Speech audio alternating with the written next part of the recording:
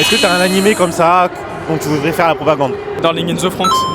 Cet animé-là, ça raconte l'histoire d'un mec qui s'appelle Hiro.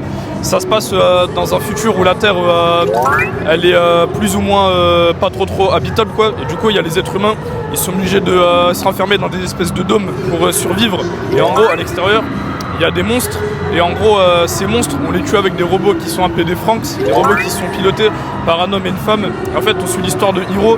Hiro, c'est un héros qui, en fait, il est incapable de piloter en fait un Franxx avec un partenaire.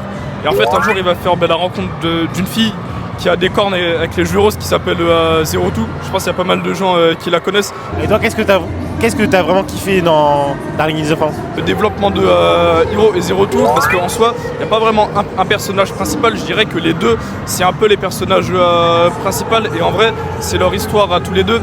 Et s'il faudrait que je parle des points faibles, je pense que ce serait plus au niveau du développement des personnages secondaires.